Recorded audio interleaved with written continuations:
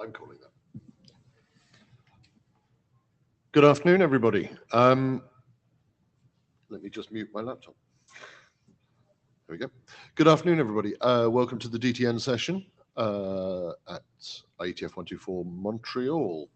Let me just get to the chair slides because I'm on the wrong screen. Clicker. So first off, this session is being recorded. For those of you, and I know it's now Thursday afternoon and you probably should have read this before or seen it before, but if you have not, please pay attention to the note well, which covers many important things covering IPR, but most importantly, behavior. We intend to hold all meetings in a grown-up, professional and open way. There are an ombuds team who are available to handle any harassment questions, but we do not wish it to get to the point of needing them. So please conduct yourself with the maturity that we've all come to expect from you. Otherwise, if you're concerned about your IPR, think before you open your mouth and check the content of the note well. Any questions can be covered by the working group chairs, Ed and myself, or Eric Klein, our area director, who is in the room. So I'm assuming these are the pretty standard boilerplate meeting tips, which get pushed onto most of the slide decks. Please use MeetEcho. I'm hoping you are using MeetEcho. Please make sure you have signed in. Make sure that we get the right size room for the next session is almost the most important thing for it. And also you can view the slides if they're too big on the screen or you're remotely dialed in. And as ever, use a headset. It's much easier on the audio. Equally, participants on the queue, I know we have a queuing system which flags your name up on the big screen. It's still polite, and I quite like when you state your name at the microphone, just in case people are unsure of pronunciations. We have an agenda, information on MeetEcho, and so on. These are the usual URLs. I'm assuming you've seen this before. Administrivia, as ever, we have the built-in HedgeDoc note-taking system in MeetEcho. Adam, our secretary, is going to be driving those minutes, but please, if you have content that you feel you want to make sure is correct in the minutes, if you've discovered you were speaking far too fast and not entirely sure Adam has caught the gist of what you were trying to say, or often to actually get the spelling of your name correct, which is often a problem, please join in. It's a collaborative environment. All input welcome. Mailing lists as ever. DTN is the mailing list for the group. If you want to mail the chairs separately, mostly about an admin issue. If it's a discussion, please take it to the main list. Don't just assume the chairs know what they're talking about and nobody else does. But those are the URLs for the mailing addresses. And we have a very packed agenda today.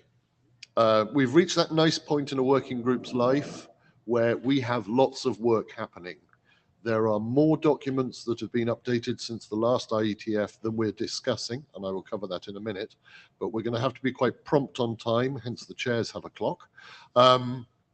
We will be covering a number of different topics, all interesting, all from a number of different communities, which is great to see, and so we'll plow through those, and we will be tight on time with people. So please, if you are speaking, remember to leave a little bit of time for Q&A at the end.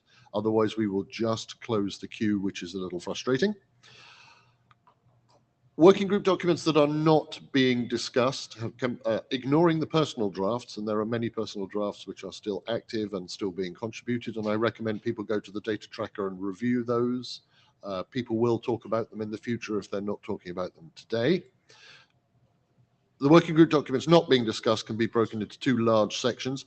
The BTPU work, which is mostly driven by me. There has been an update to the unidirectional to the main BTPU draft. I added a capability for hints in there. Please read. Let me know what you think. I'm already receiving feedback on it, which is great.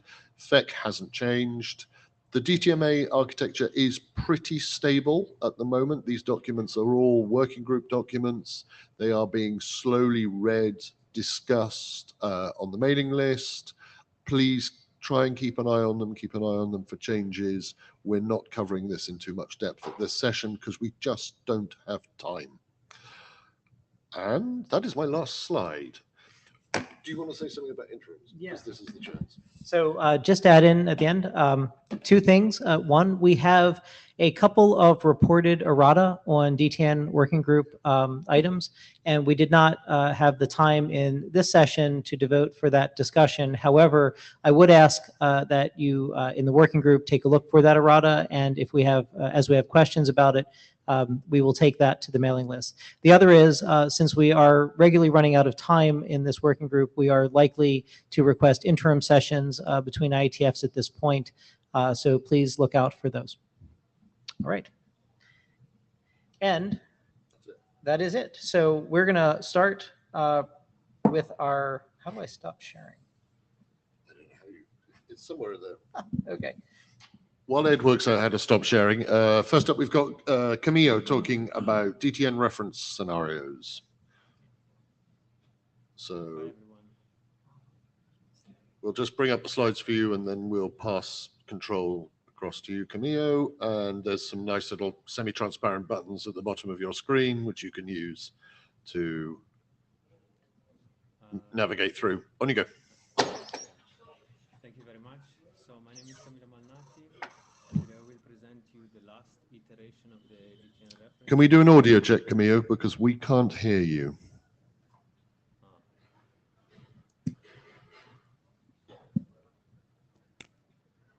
Can you hear me now? We still are unable to hear you. Can you hear us? I can hear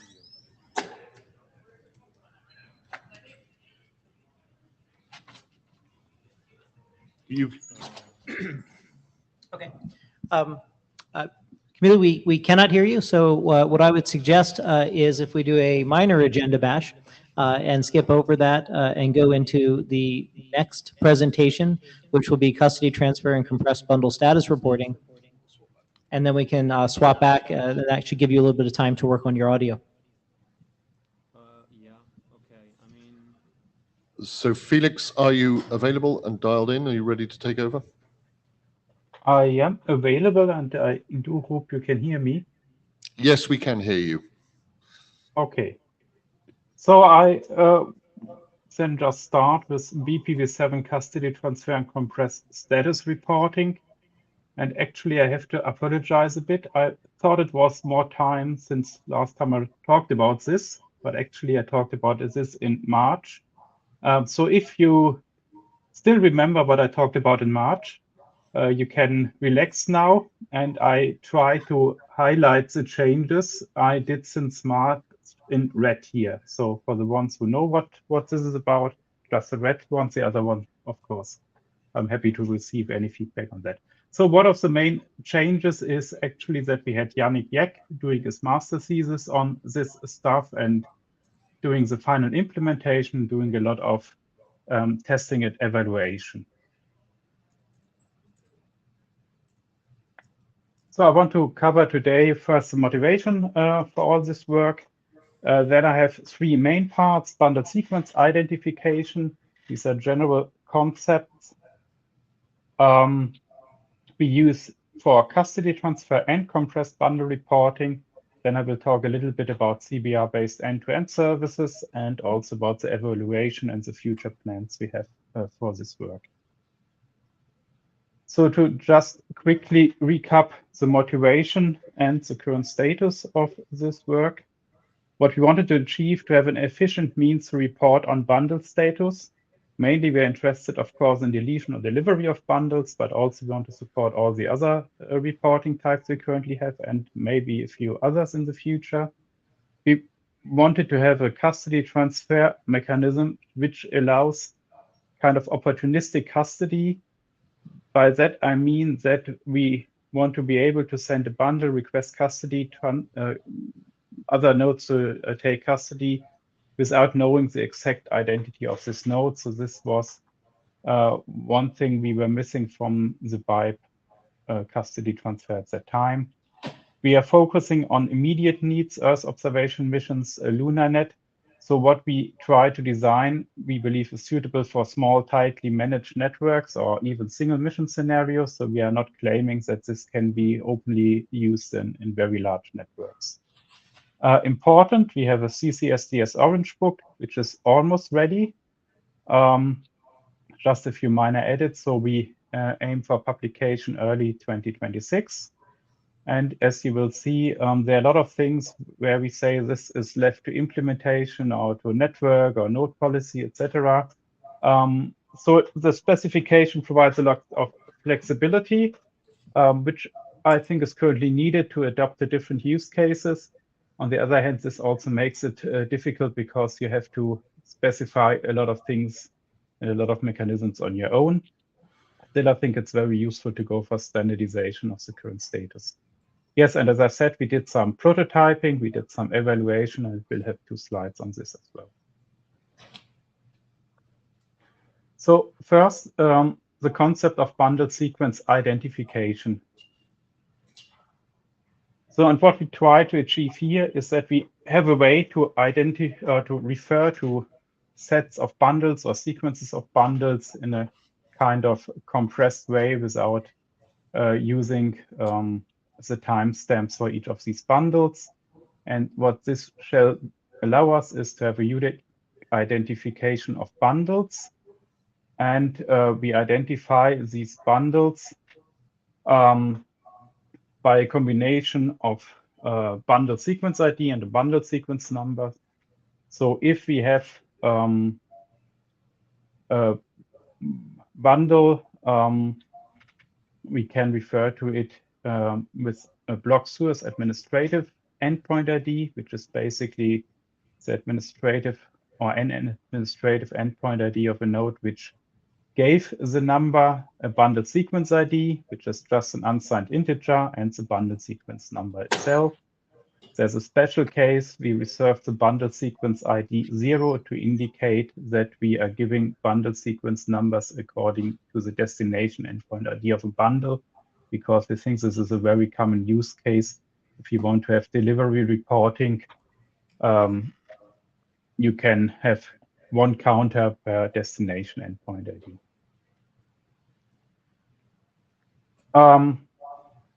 We handle the bundle sequence counters within the administrative element, and the assignment of these bundle IDs can be very use case specific. You can do it in an efficient way, you can do it in a completely inefficient way, but it depends on your use case and the kind of reporting you want to have. And finally, we take these bundle sequences, the numbers, and define bundle sequences, which identifies a range of bundles which belong to a sequence, but also allows to have gaps in this sequence. So this is actually changed to what we presented last time. So a bundle sequence is made of a bundle sequence ID, or a destination endpoint ID for the specific case of the sequence ID 0. We have the first sequence number. We have a bundle range, which is a CBOR array, which tells us the next n bundles which are part of the sequence, then the next bundles which are not part of the sequence, and then again bundles which are part of the sequence. And we may have to include in this a block source administrative endpoint ID. There are also cases where we can omit the administrative endpoint ID. Makes this a little bit clearer. I give an example for such a bundle sequence. You see here IPN 2.0, which is here identifying the sequence. It means sequence numbers are given according to the destination endpoint ID. We have a first sequence number, and then we have this sequence range. It tells us 5, which means the first 5 bundles are included. Then we have a 10, meaning the next 10 bundles are excluded. A 20, meaning the next 20 bundles are again included in this sequence. And finally, we have the block source administrative endpoint ID to basically provide the scope of these numbers. So this is the administrative endpoint which provided these numbers to the bundles. So, and once we have defined this, we can make use of this. One of the use cases is custody transfer. And maybe a few remarks. Yes, custody transfer is not reliable bundle delivery.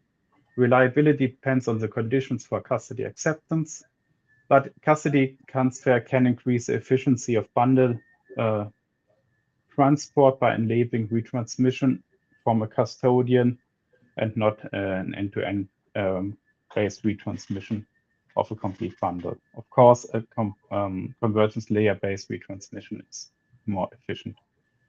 It can be combined with compressed delivery reporting, which provides then end-to-end delivery guarantees. Yes, so the use case I already mentioned, and there are security concerns, and we have specific discussion recommendations regarding security in the Orange Book. For example, that a node might just accept custody signals from a trusted authenticated node.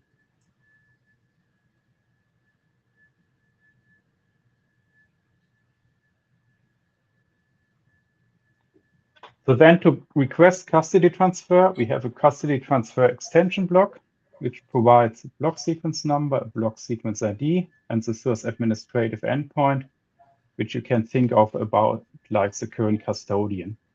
And once we insert this block into a bundle, this means we are requesting custody for this bundle.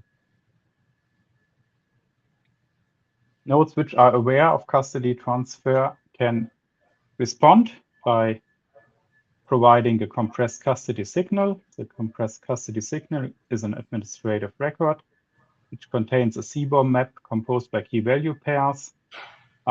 We have one key for custody, the custody acceptance, which is just, it means defined currently as a CBOR, positive CBOR integer. The idea is that we can extend this numbers here to additional information in future use cases. For custody refusal currently just defined as a negative CBOR integers. And then as values, we have this bundle sequence collections we have defined before. Then we define custody procedures. So any node can request custody transfer by just inserting the CTAP extension block. Any node receiving a CTAP which is not the destination of the received bundle can decide or shall decide whether to take or refuse custody of the received bundles. This decision whether to take custody can be mission or network specific. Basically, custody should be taken if there are kind of reasonable good chances that the bundle can be forwarded to the next custodian, but we don't specify this any further. Then there's a special, if the node is a receiving, is the endpoint of the bundle, yes, the node shall take custody of the bundle. If the node decides to take custody, it shall store all required information for creating the compressed custody acceptance signal. It deletes the current CTAP block and adds a new CTAP with its own administrative endpoint ID as a block source, so it becomes a new custodian. And then it will store the bundle until a custody acceptance signal is received or bundle lifetime has expired. In case the node refuses custody, it shall store all required information for creating a compressed custody refusal signal. And then the signaling, so these compressed signals are sent based on the stored information, yeah, and then they can be sent based on a number of different conditions, also not specified here. It could be periodically, it can be depending on size constraints, it can depend on external events, it can be even on kind of request. It depends really on the use case.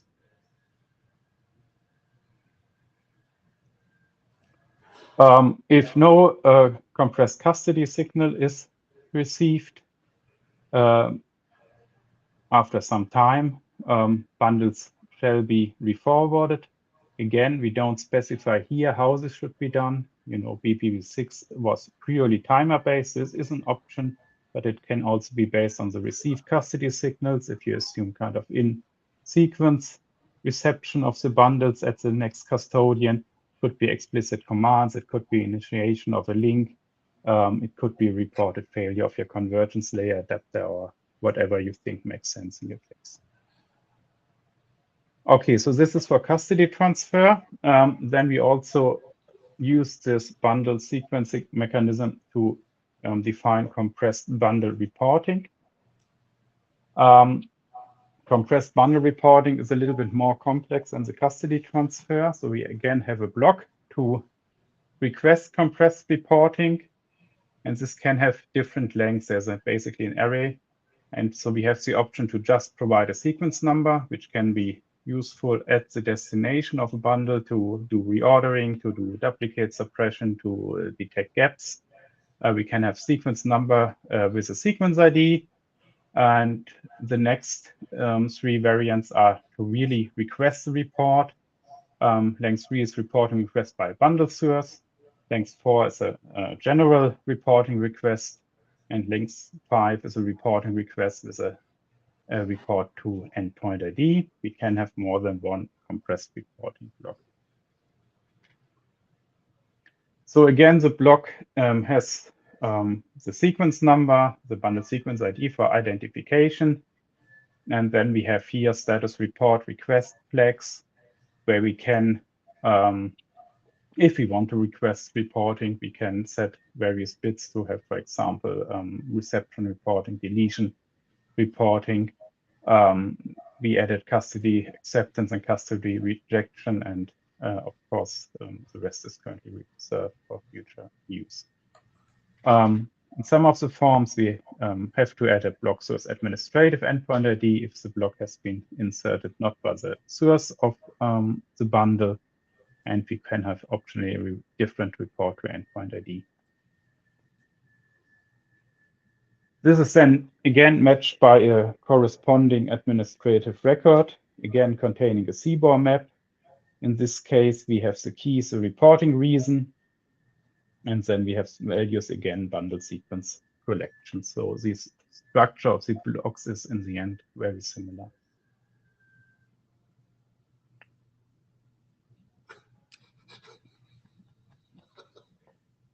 So was too quick here.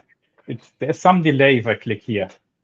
Yeah, so then there's some text on reporting processing. So if you are requested to report,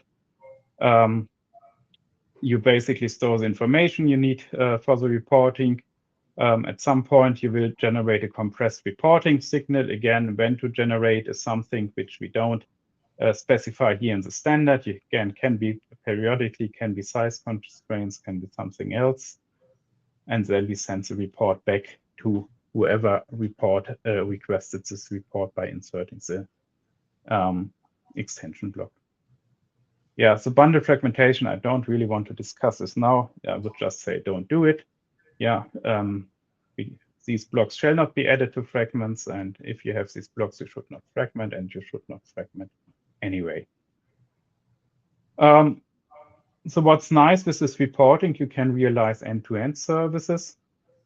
I already mentioned by just adding a sequence number, you can have in-sequence delivery by doing reordering at the destination. You can suppress the duplicates, you can detect gaps. And of course, once you have compressed reporting with delivery reporting, you can have a kind of end-to-end accounting. What's also interesting, you can send these reports to different report to endpoint ID, which could kind of take statistics about delivery and checking whether bundles are delivered when they should be delivered. And finally, you could also use this for end-to-end reliability. So if you detect there are bundles not delivered, which should have been delivered, you can resend these bundles. Yes, prototyping, testing, and validation. We have implemented all this in either BP. We have quite a number of unit tests to cover all the different structures, all the different variants. We experimented with a simple 3-node scenarios where we covered all the different reporting variants. We used timer-based custody transfer. We run out of storage, we deleted bundles, etc., to do really in-depth testing of the whole thing. We also did some validation with the lunar comp scenario, so it's unfortunate that Camilo did not present this yet. He will do later, where we also tested compressed reporting and custody transfer in a more complex scenario here. So potential next steps, and I think this is now interesting for the IETF DTN working group. So next step for us is to have this Orange Book finally published by CCSDS. But for me, this will not be the end of it.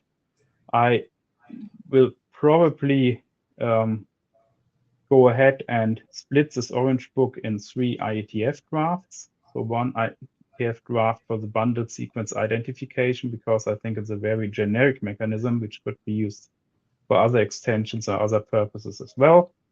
Then we could have BPv7 custody signaling, maybe not even call it transfer, but custody signaling referring to this other draft, and again, compressed bundled status reporting, again, referring to this draft. And after that, maybe then the next step for CCSDS would actually to take the BPv7 Blue Book and adopt the IETF RFCs, and then we have kind of closed the cycles and are fully covered by full standards. And I think that's the end of my presentation. Thank you, Felix. So just with chair hat on, I think this is really interesting work, and splitting it into 3 IETF drafts seems like a really logical way to subdivide it. And I think it would be really welcome as IETF drafts, because then we can get a bit more peer review on it. We can raise questions and really do some good review on it. Great that the Orange Book is going ahead with CCSDS to give you a source to publish, but we'd love to see those IETF drafts as soon as possible, really. Ed, chair hat on, I completely agree. Also, we have Stu in the queue for a quick question. It's really a nit. One of the slides said that if no report was received that someone had accepted custody, that the bundle should be resent. Is that intended to apply to anybody who received the bundle, or is that intended to apply also to the original sender who might not want to resend it because it may by then have been overcome by events? Okay, yes. So it applies to the custodian, which could be the original sender. I think in that case, there could be an option to basically cancel, let's say. I'm not interested in sending this anymore. All right, thank you very much. And if we could get a mic check from Camilo, and then we can go off into the scenarios. Can you hear me now? Perfectly, thank you. Oh, I'm glad. Good. Then let's start. My name is Camilo Malnati. I will present you the DTN reference scenarios. This is the final iteration of what we presented at IETF 122 before publication into CCSDS as a yellow book. I will go through an introduction for the scenarios, the structure we have for them, the topologies. We will look at the 3 scenarios we proposed: the low Earth orbit, lunar communication, and Mars communication, then the file composing the scenarios and how you can use them, and then at the end, version control and how we will distribute them. So, brief introduction, the definition of these scenarios. The idea is to allow demonstration and validation of bundle protocol and extensions, such as QoS, compressed custody transfer, BPSec key management, and other extension for the bundle protocol. They abstract from a specific mission, from a specific network topology, but still expose relevant characteristic in terms of data rate, contacts, traffic, error model, so that they allow a meaningful simulation. They will allow meaningful simulation and research activities to be run over the scenarios. So they build a common basis and this is the idea. They will not be fully adequate for or sufficient for all the topics and researches, especially addressing scalability, but they are very extendable. We built it in a modular way, so anyone can take them and extend them to their use case. So for CCSTS, they should be limited to what could be reasonably expected in the next 3 to 10 years. Now let's go to the structure. So basically the main characteristic of the topology, the data race, latency. We have an error model for the link, how much traffic goes through the scenarios, and the policy applied to the links. I will rush a bit because the time is short. So first scenario is low Earth orbit. This is the simplest scenarios. We have one satellite in low Earth orbit, 2 ground station, one providing high downlink data, the ground station 2, so only downlink to the ground station, and then ground station 1 providing housekeeping and telecommanding to the satellite. This is the simplest scenarios, but it's still relevant because it exposes asymmetrical communication between the 2 ground stations, and this can also still be interesting for instance for optical communication, very high data rate. The second scenarios that maybe is a bit more interesting for DTN is the lunar communication scenarios. We have many more nodes, 2 agencies here represented in different color, and 3 different users also color coded. We have a lunar base at the South Pole and a rover on the dark side of the moon. We have intra-satellite communication between the relays. We have the lunar gateway. This is scenarios more towards lunar exploration, let's say. And the delays are not too long, but still very interesting, especially because the rover can only communicate through the relay, and the lunar base, depending on the position of the moon, have direct with her communication available or not. Unfortunately, I had an animation here to show how the topology would be over time, but this will not work here. I understand now. So we'll directly go through the Mars communication one that is very similar to the previous one, but we don't have intra-satellite communication. That is a very important point. And especially the delays here are much longer, of course, because we're talking about Mars. We have 2 rovers on the surface, and on the ground, a structure that resembles much more what is actually happening with the Mars relay network and is more representative.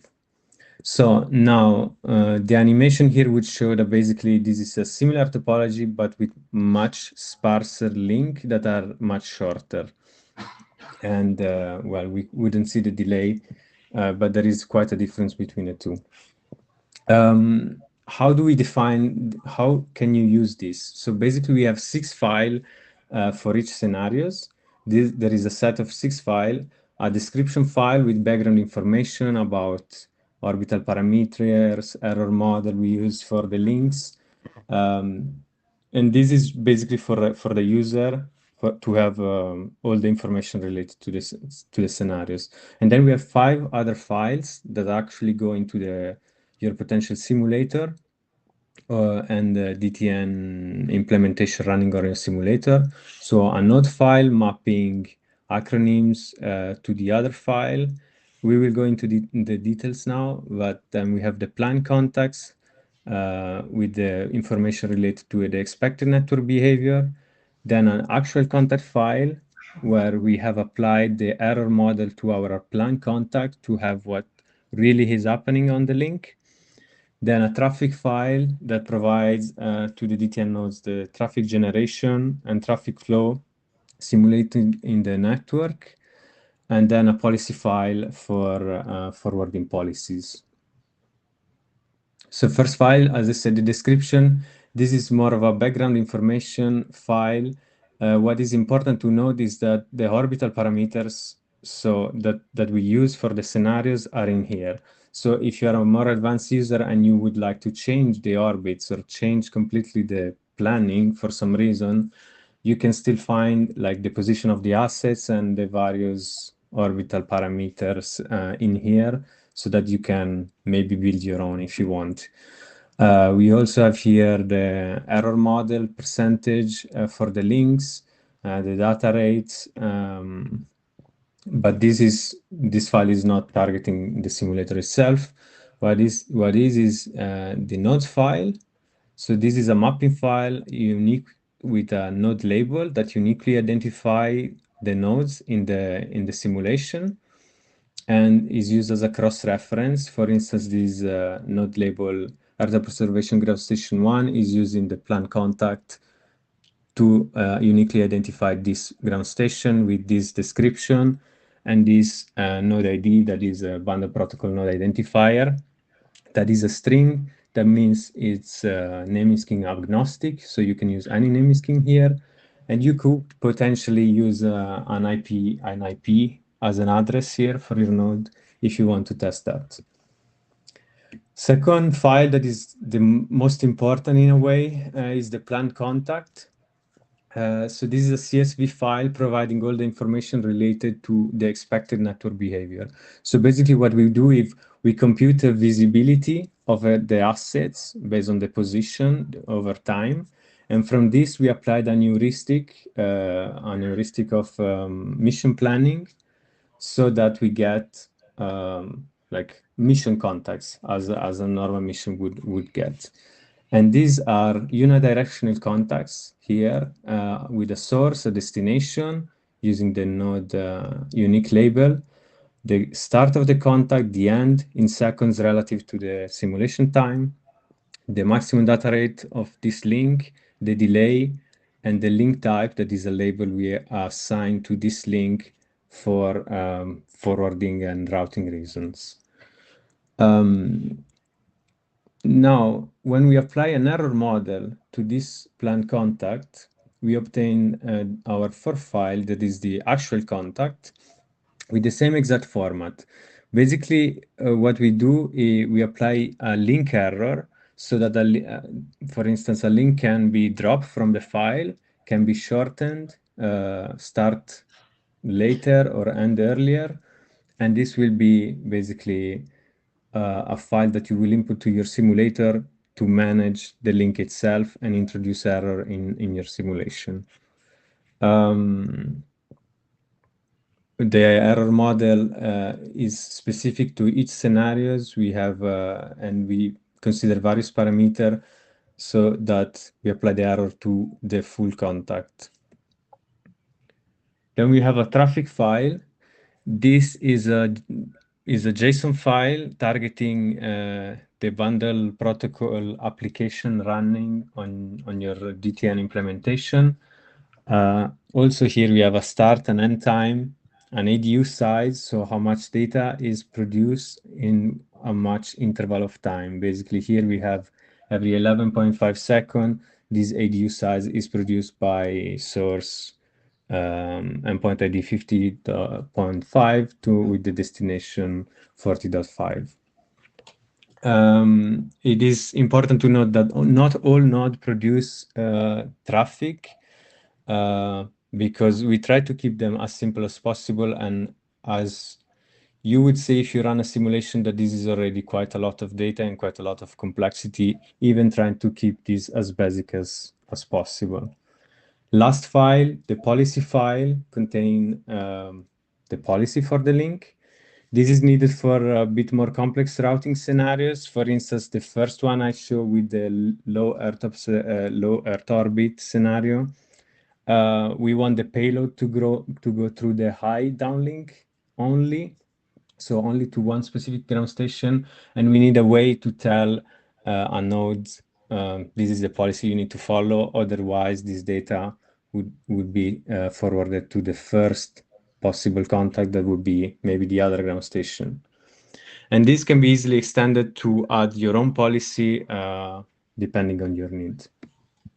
So these are the 6 files. There is an overview here showing on the left the file, the purpose in the middle, and the target. So as I said, the description targets the user. For the simulator, we have the node, the plan contact, and the actual contact, for the simulation topology construction, for activation of the CLAs and deactivation, and after error model applied for your simulator to activate and deactivate the link to introduce errors. While for the DTN nodes themselves, we have a traffic file and the policy file to generate the right amount of traffic and for forwarding the decision based on your policy.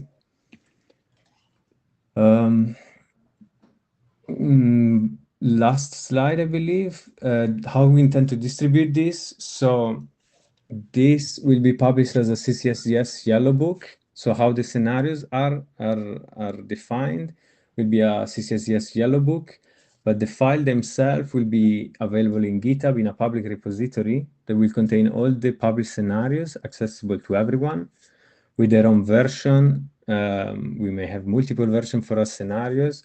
We may even want to add additional scenarios in the future. I don't know, maybe a constellation scenarios. For now, this is what we will publish. And the idea is also to have implementation, providing configuration for the scenarios. We intend to do this with the ESA bundle protocol implementation so that you can take the implementation, use the configuration we provide to you, and run a simulator with the scenarios easily.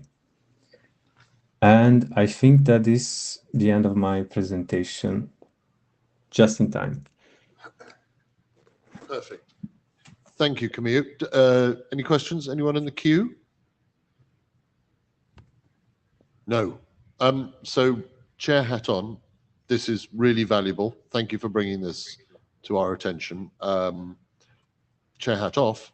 I have said before, and I will say again, I think this is incredibly useful. Having this available on somewhere collaborative, such as GitHub, will be incredibly useful for the community at large. So thank you for doing this. Thank you. Yeah, I think this is a lot of information. I know this is. I hope you have time to go through it. The slides are available. This will all be published, and maybe with a bit more time, if you have questions, you can contact me directly or Felix. And And lastly, Ed, chair hat on as well. I know that not everyone in DTN working group is able to attend CCSDS meetings. However, I think discussion on these scenarios, particularly if they are available, is entirely appropriate for the DTN mailing list because of its use for BP. So please feel free to have those threads on the mailing list if it is helpful. Yes, thank you. All right. Next up is DTN reliability. Sabrina.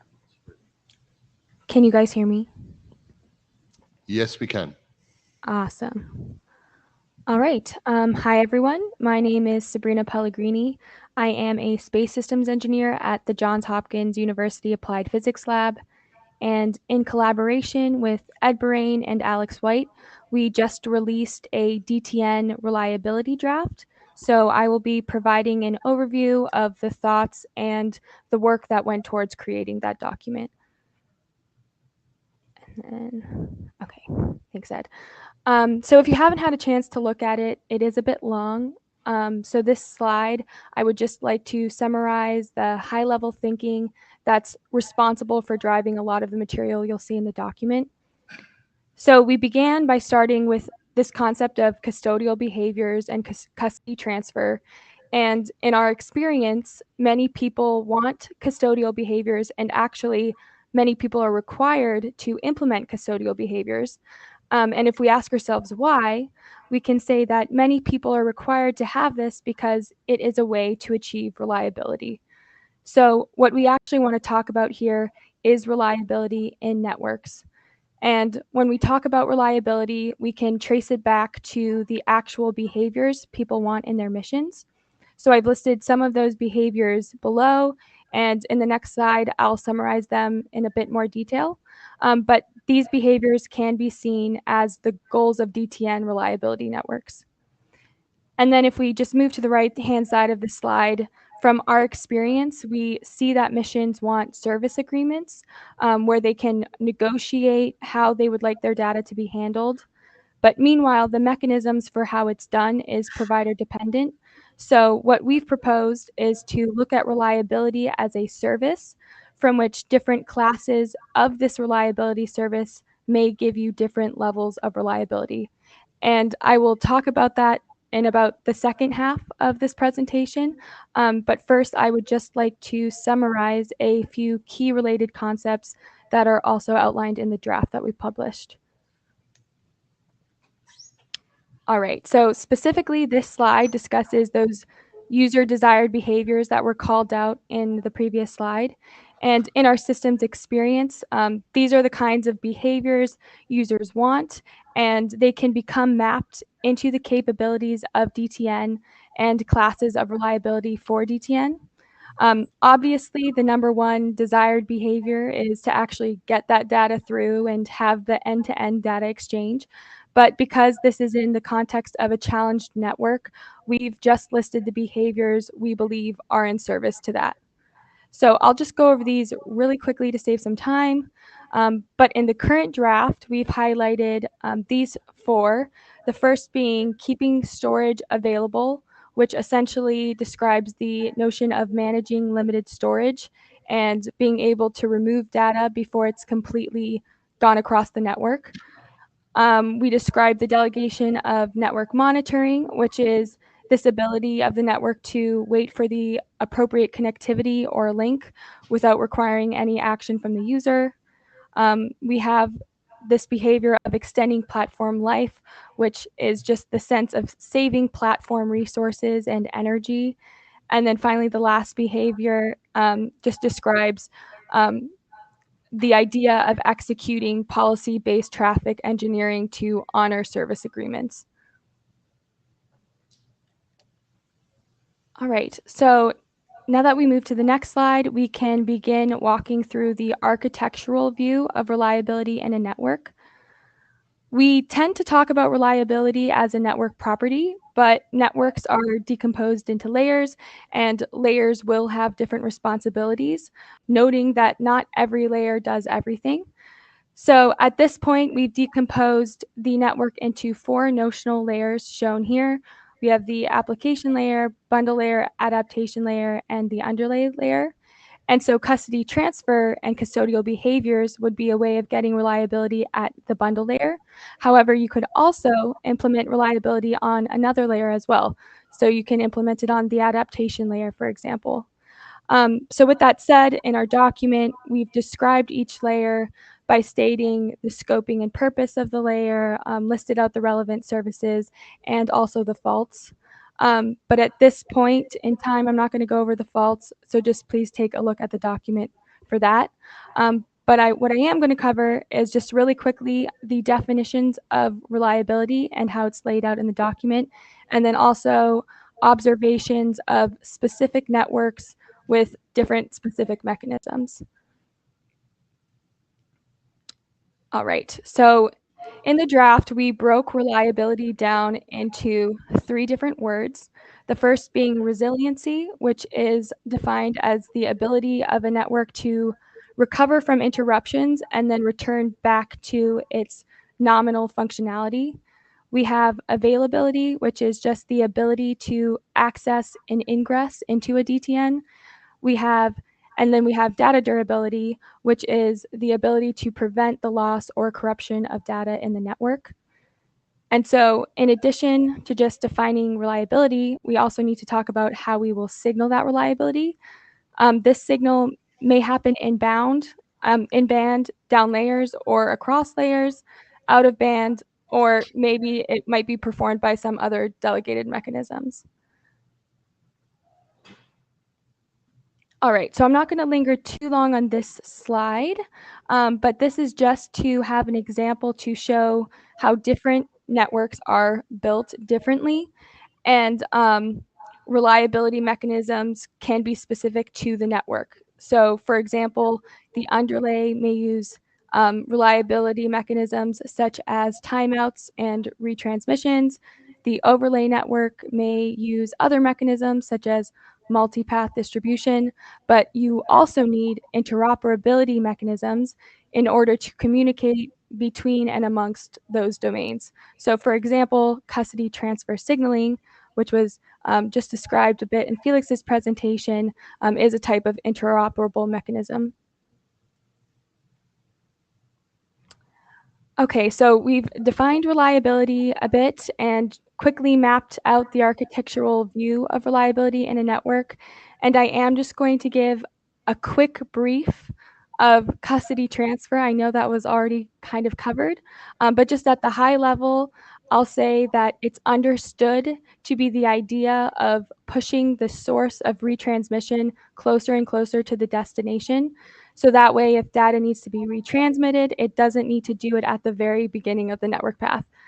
And BPv6 first defined custody transfer experimentally in RFC 5050, but it was later removed in BPv7 because there was no clear one way to do it when we were going through that thought process, and it was pretty difficult to standardize at that time.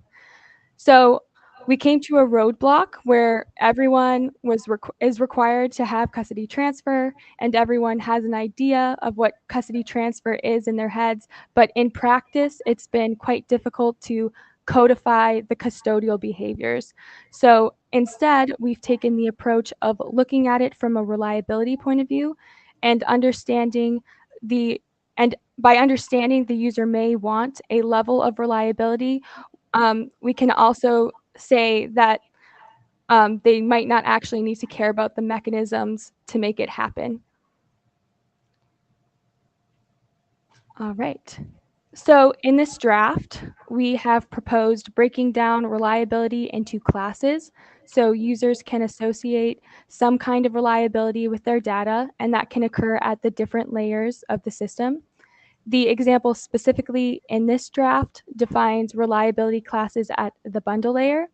And we've done this not only just to exemplify this approach, but we also wanted to show how we can get potentially a more fine-grained view on defining custodial behavior for a mission. All right, so these next few slides will be focused on the specific example of implementing reliability classes specifically at the bundle layer. So for example, on this slide, we have class 0 or no reliability. And so to implement this, the bundle layer would prohibit the use of store and forward or any other associated custodial behaviors for any traffic. And so essentially what you might have is nodes treating this type of data in the same way routers treat data currently on Earth. And you can read more about this class in the draft, but we can move on to the next class. So class 1, which we've dubbed as our best effort retention, would then be a level up from that, and it essentially describes the behavior of normal bundle protocol because we've now introduced store and forward. So essentially the behavior that you would see in this class is very similar to BPv7. And then going up in reliability again from there, we have class 2, and this supposes that there is one guaranteed node configured to serve as a custodian of data. So if we just jump directly to the picture on the right, you can see that class 2 might be implemented in very different ways.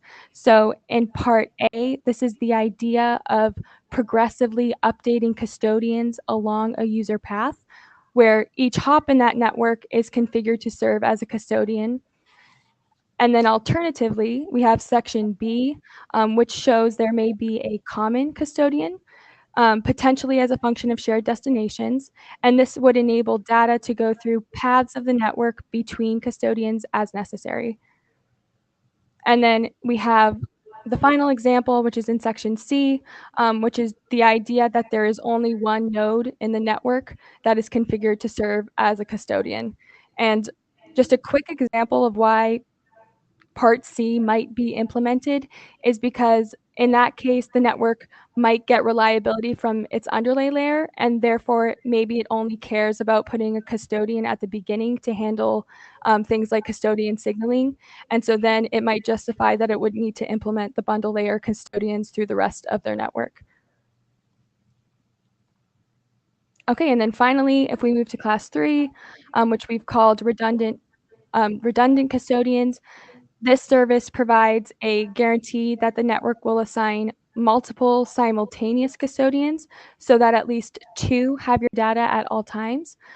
This allows data to travel a different path if there's an issue with a custodian one way, and then still be delivered to its destination within its lifetime or other policy constraints.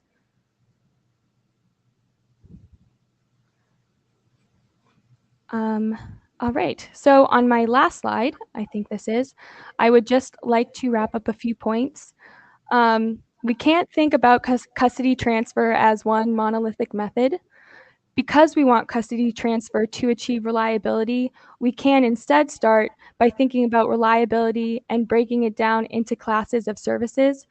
And then depending on that class and at what layer, different mechanisms like custody transfer at the bundle layer will provide the requested and required user reliability. And then the point of this image is just to say that while we still have to standardize reliability signaling and how the user views reliability classes, a user doesn't care how the actual reliability is achieved within that network. So those mechanisms are opaque to the user. And I believe that's the last thing I wanted to say. I know that was a lot, but I am happy to take any questions.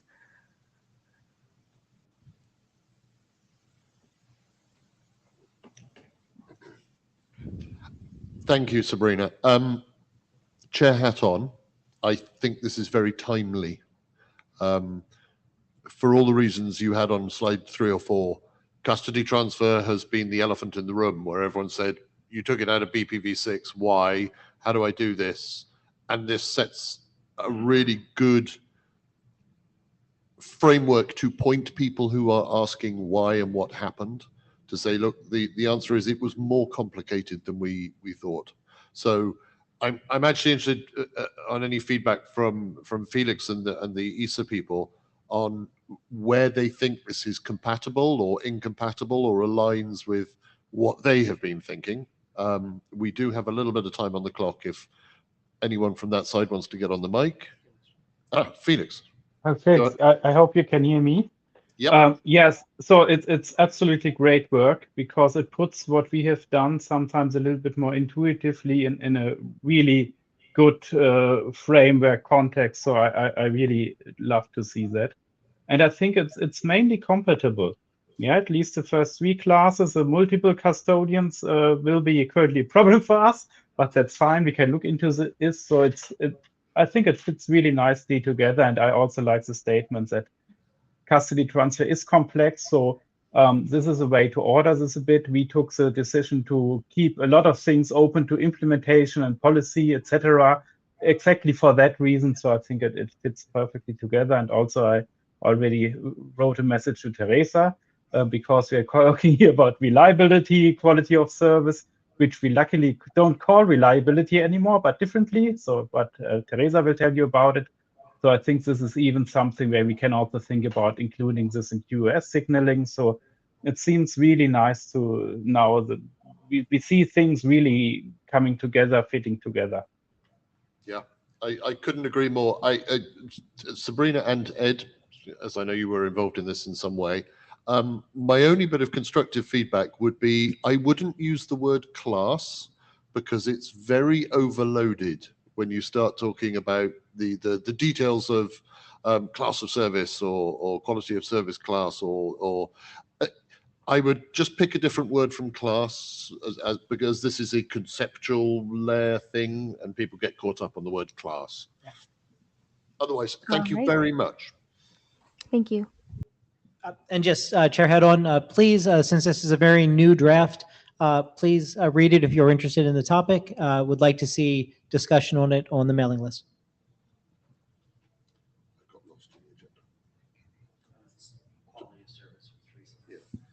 Perfectly timed. We've got Teresa talking about quality of service and traffic shaping, and there's some reliability elements in there as well. So when Ed finds the slides. We're currently having a quality of service issue with the chairs. This is not the reliability you required. Go ahead, Teresa. Great, perfect. Always the technical issues come when I appear. I'm used to it already. Good evening, everyone, or good evening from Germany. Yes, I will talk a little bit about quality of service. As just like Felix, I also presented this in March, so I will go a little bit quickly over things that have not changed too much, and I will focus a little bit more on the changes. So, as everyone knows, we are expecting tons of different types of interconnected devices, traffic, many networks. We expect congestion, bottlenecks, everything to happen. So there is a need for quality of service management, and the proposal that we have been working on is to have a QoS, or quality of service extension block, added to bundled protocol, which would go here. I don't know if you can see my mouse. I don't think you can, right? We can't see your mouse, unfortunately. Okay, so good that I have colors. You can see there the very bright yellow block, the user quality of service extension block, which allows for an user to request a specific set of quality of service parameters. How is this done? There are CBOR maps that have keys and values. So for example, I say, well, how urgent is my packet? It is very urgent, or it's not urgent at all. So one is the key, one is the value. These are all standardized. I will get into that in a second.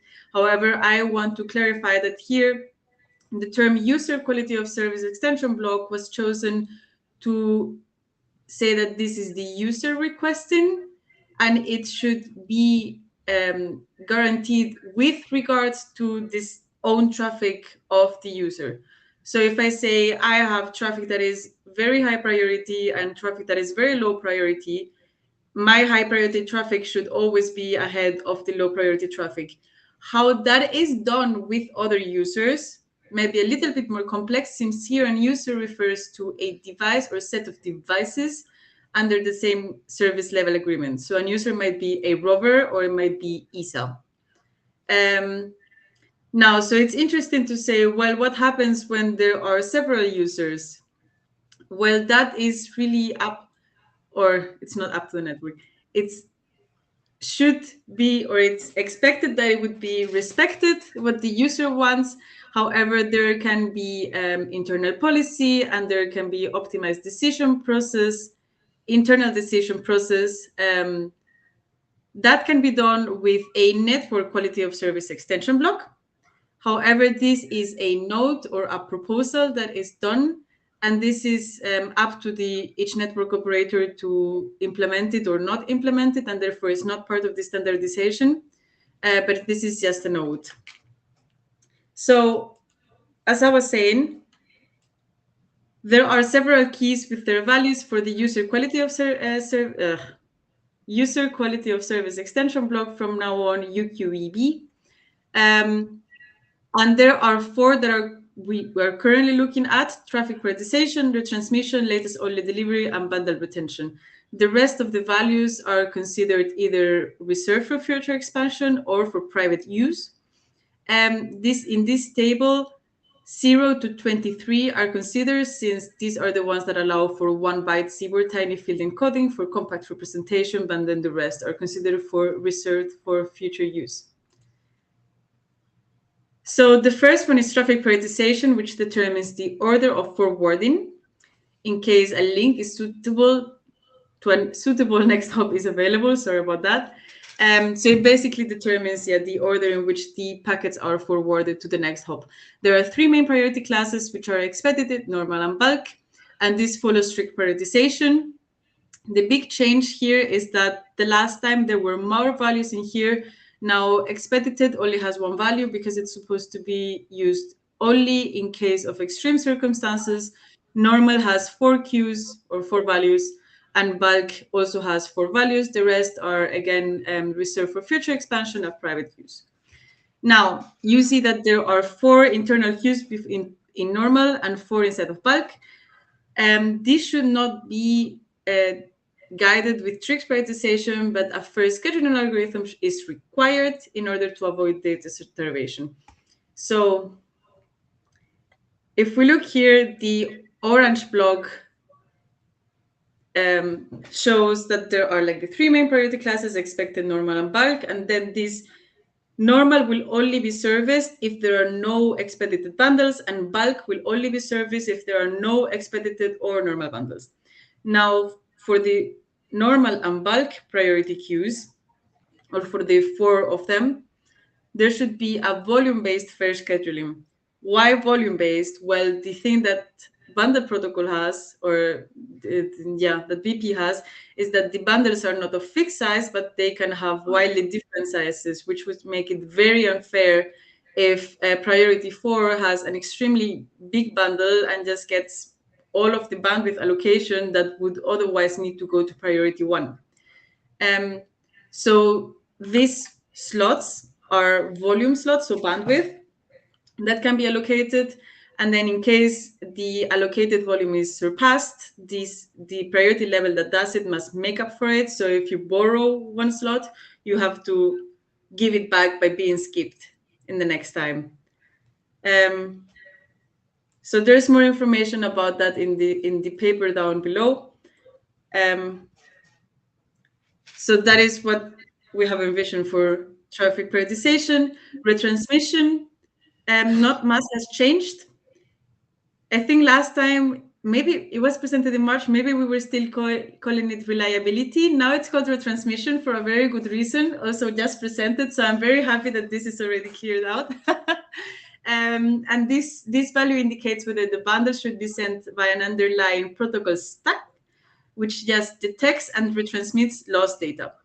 So it's just retransmission of lost data, or detection, of course, and retransmission of the lost data for the protocol stack, nothing else. So you can have 2 types: timely, which means it's no retransmission, and complete, which means retransmission. And then, of course, as always, this hasn't changed. There are the 2 possibilities for each: no retransmission if possible. So if there is a protocol stack which allows for not retransmission, please use that. Otherwise, please use whatever you have. And no retransmission allowed means use a protocol stack with no retransmission, otherwise don't transmit. And the same for retransmission required. This has not changed much. So I will just go ahead, and if there's anything, we can go into the questions. This is the same case for latest only delivery. So latest only delivery prevents the transmission of old information. So let's say that we have, for example, a sensor network sending information every 5 minutes about, I don't know, the temperature of something. And then there happens to be a bottleneck. So we have several bundles trying to get out of the same node with basically the same information. Having this flag would allow for saying, I only care about the last one. If so, delete the old information and just get the newest one. And the last is bundle retention, which determines the deletion order if no more storage is available for a certain user. So if the buffer is full, or if the memory is full, or if a user doesn't have any more allocated memory, this user gets to say, well, can you please start deleting these bundles that I don't care so much, and then move on up to the more important bundles that I would like to not have deleted. So they start getting deleted starting from the bottom. So class 23 is the first one to be deleted, class 22, and so on up to class 2, 1, and 0. So those are the 4 values, keys, that are currently being envisioned in the in this quality of service extension block. Yeah, exactly here. The advantages of this is that it's very customizable. So if there are any new information that needs to be added, there is a lot reserved for private use, but also reserved for future expansion. It is also very flexible since it separates all of the different quality of service parameters. So you can have very specific types of traffic that you want treated in a very specific way, and everything can be done, which also makes it really scalable for the future. So this is being proposed as a CCSDS Orange book. It is mostly done, or the content itself is done. We're just finishing the last details before sending it off, which means the next step is the IETF draft, which will hopefully be sent around next week, I think. So this is just the preview. Advertising. Please read my draft when I send it. Yeah, so I would be looking forward to seeing if there are any questions. We have a couple of questions in the queue. Stuart, you're up. Hi, Stu Card here. This is more or less a philosophical or methodological request. The other gray beards in the room will remember the precedence and type of service fields in the original definition of the IPv4 header. And then there was an RFC that added, in addition to delay and throughput and reliability, a monetary cost of service bit and so on. And then we had integrated services. Last RFC to talk about integrated services was published exactly 25 years ago. We had differentiated services, which encoded things in diff-serve code points, and then separately encoded the per hop behaviors that those diff-serve code points were intended to flag differently. I guess I want to say I'm glad that custody transfer is back, because without it, DTN is like pie without ice cream or milk or cheese. And I'm glad that reliability is the first consideration we're looking at in custody transfer, because for me, reliability has usually trumped delay, which is usually trumped throughput, which is usually trumped minimum monetary cost, right? But I guess the lesson to be drawn, if any, from that long history, a lot of people have died on this hill. And let's not repeat any of the errors of the past. I hope everyone will familiarize themselves with that long and painful history and focus first on how we can signal behaviors and not constrain the definitions of the behaviors themselves quite yet. So just to respond to that, Stu, and why I think this is really good work is because it's called the user block.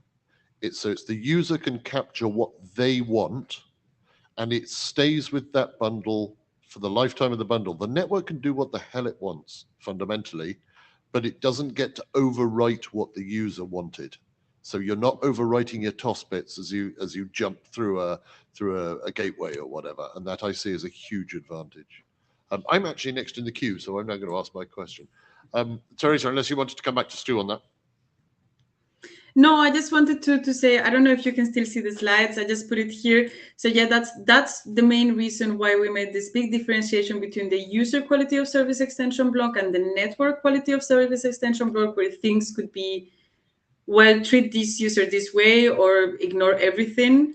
But the main thing is that the user quality of service extension block has to say what the user requests, regardless of what the network this user is traversing would do, and it cannot be changed. So that's why it's also, I forgot to mention that, that's why it's going with the bundle integrity block, to make sure that nothing can change in any hop along the way. So my question, thank you, Teresa. You said obviously is your work. You can explain it much better than me.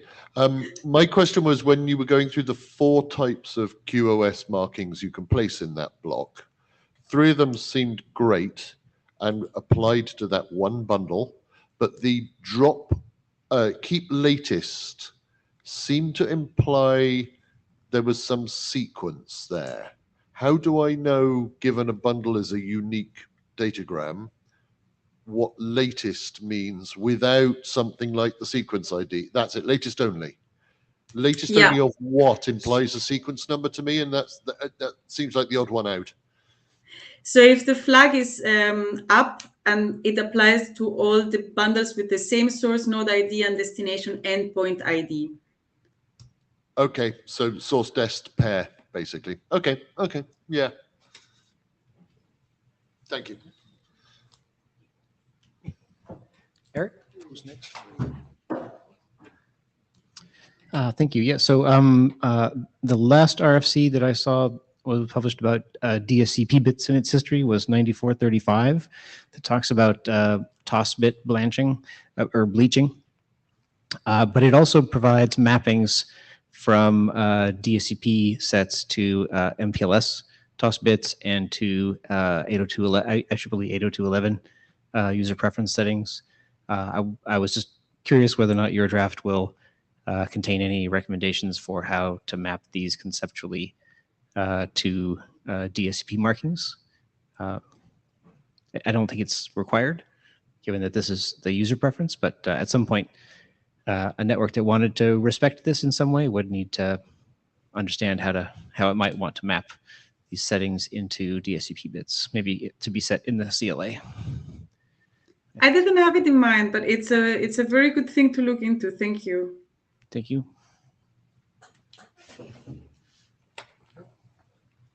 Oh, please, sir. Yeah, Jörg, I'd like to echo what Stuart said.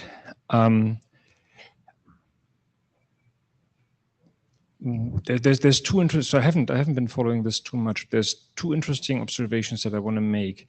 There seem to be quite a bit of fields, and I'm not sure whether all the permutations that you can possibly express would result in something meaningful. So there's a whole lot of complexity in here, which may want to be observed carefully. I also want to note that there's this, what was the number?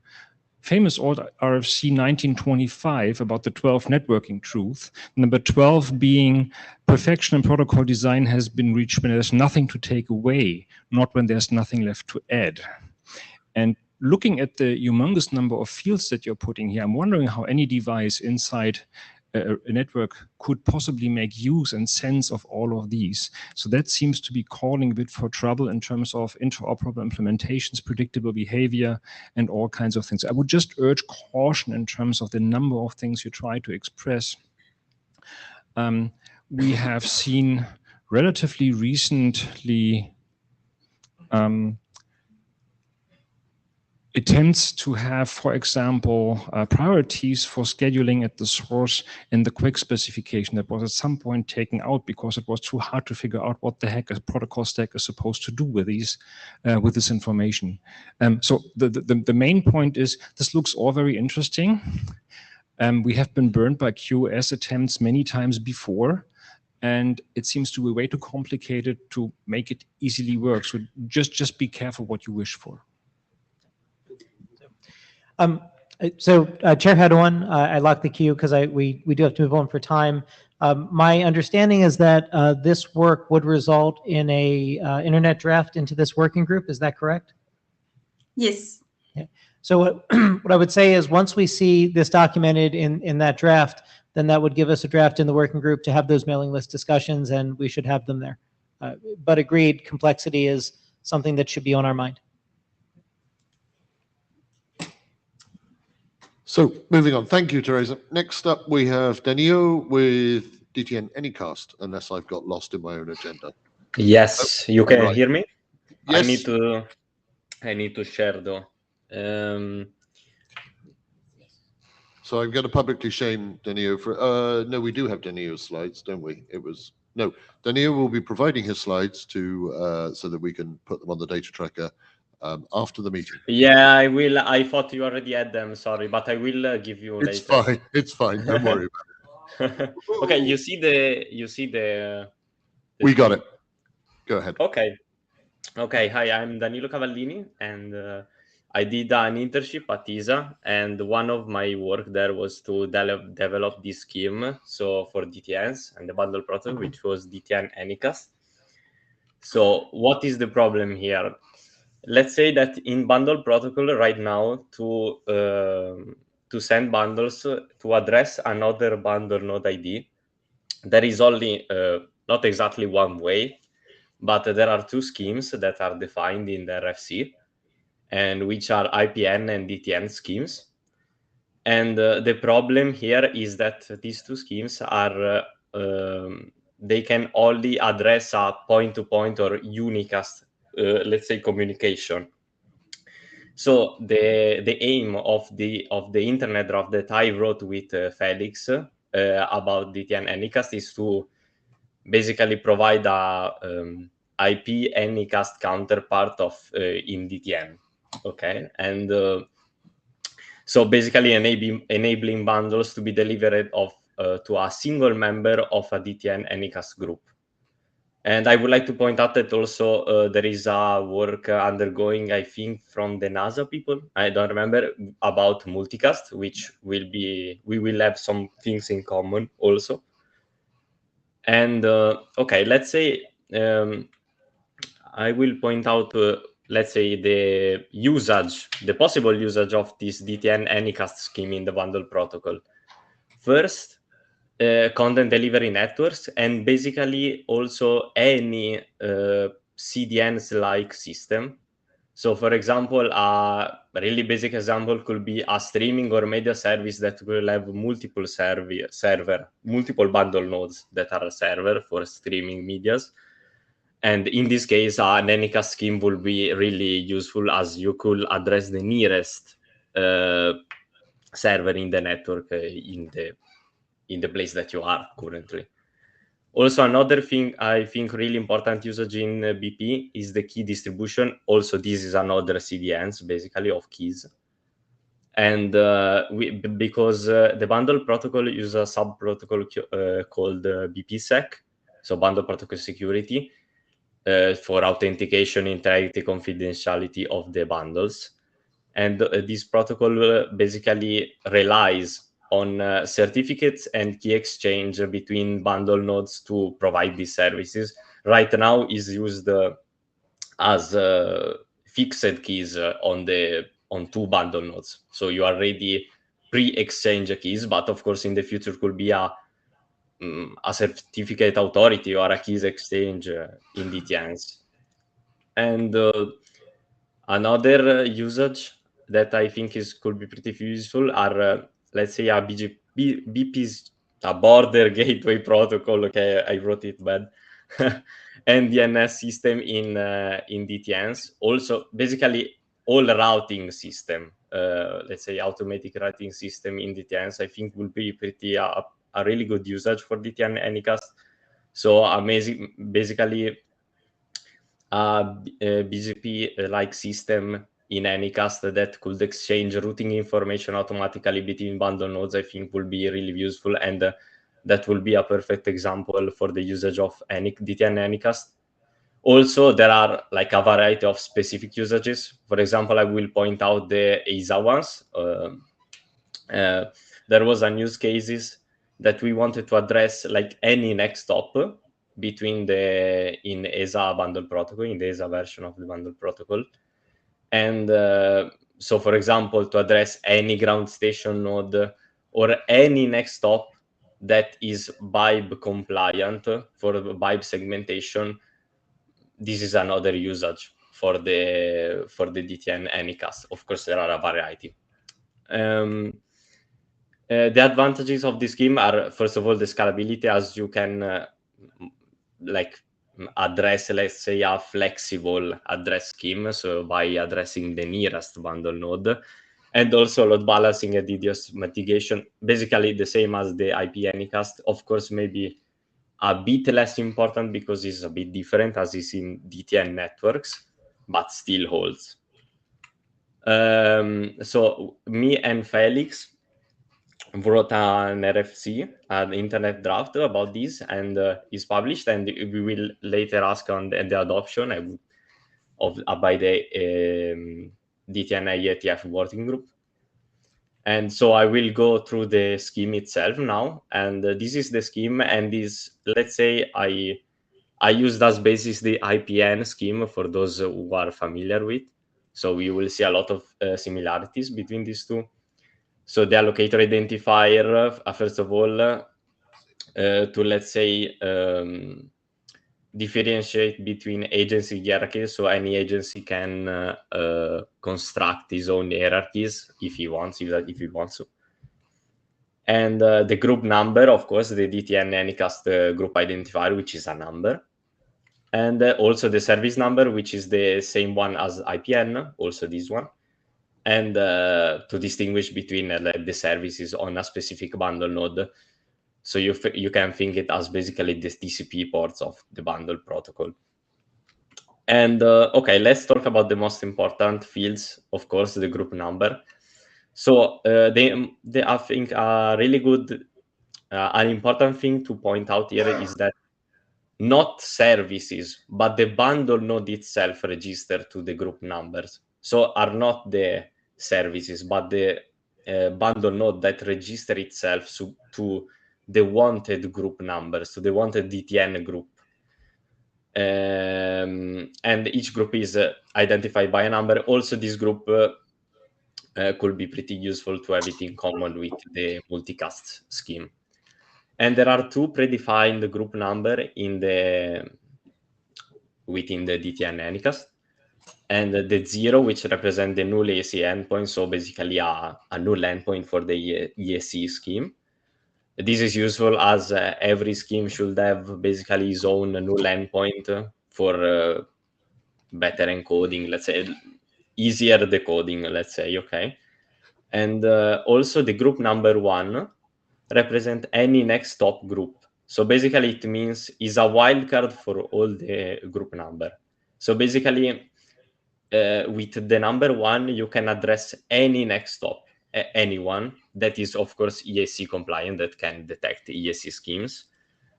And so that, I mean, is pretty useful as it can address every group number at once. And of course, the number, every bundle node must register itself to the number 1 because it's the when it deploys, let's say. Also, in the RFC, there is a SANA registry for the well-known group number. So within the group numbers, of course, any agency can define its own group numbers, maybe the 600 for streaming service, of course, but there are a series that are well-known, and we request a SANA registry for these, which are called bundle protocol well-known group numbers, also for multicast. For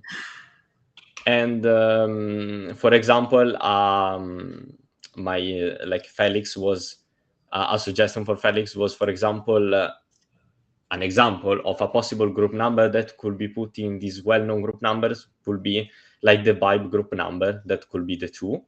So basically, if you set these as 2, you mean that every bundle node that registered to the number 2, to the group number 2, is a Vibe supporting bundle node. So you know that when you specify an endpoint ID for a bundle that has the EAC group 2, you are basically addressing it, routing it to any next stop that is Vibe supporting. And this could be useful for example, maybe unpack it at every op and see what's inside. I mean, these are specific usage. This was just an example. Also, the service number, I will not go through the detail because it's similar to the IPN, basically distinguish a resource of service. So basically what the ESC scheme does is first, it address a bundle node by the EAC scheme, so with the group number, and after you can further specify a single service on that bundle node with the service number.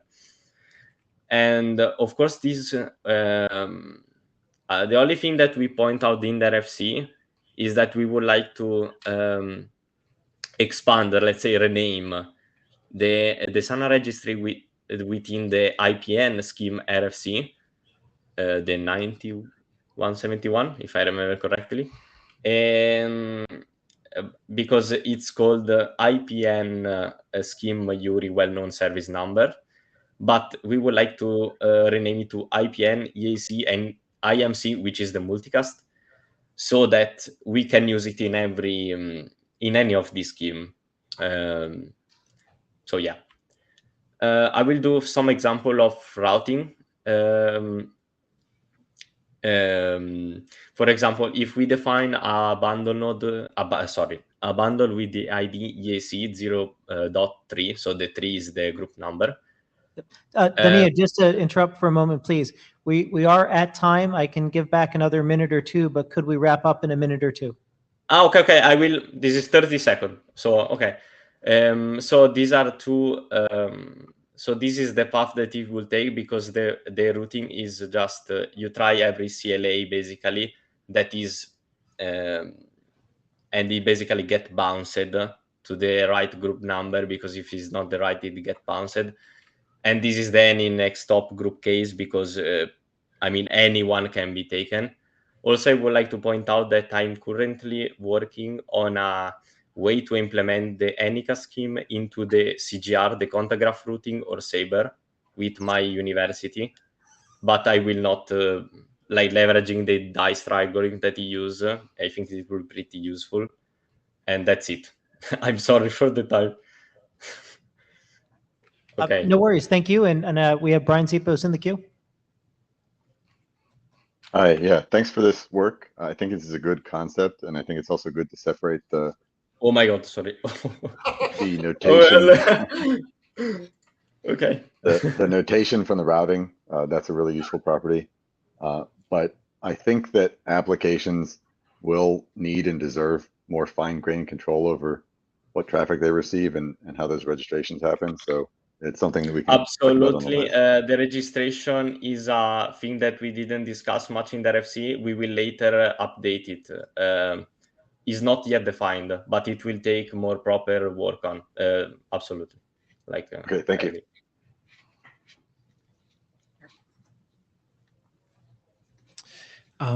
Just a couple of observations. One, I think I'm a little surprised that you want to make any cast addresses distinguishable from unicast addresses, because in IPv4 and v6 they are not.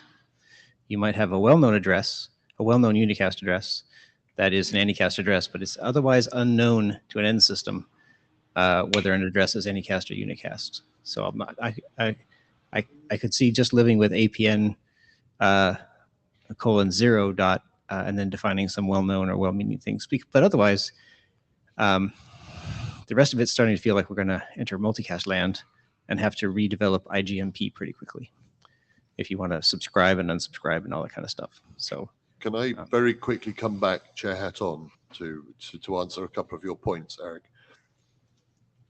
9171 is very explicit about memberships of memberships of endpoint IDs, and IPN endpoint IDs are singleton by definition in 9171. So unless we want to relax that, because anycast implies some of the members of that group, not all of, which is a concept which is not covered anywhere, we either need a new scheme or we need to relax or define that behavior in some way. So this is an approach to doing that. I see. Part one. And I have forgotten IMC, which is the other, which is not being talked about at this session, is the true all of multicast. And you're right, that's IGMP again. Yeah. Okay. But again, in the interest of time, let us continue. We still have 3 presentations in our remaining time.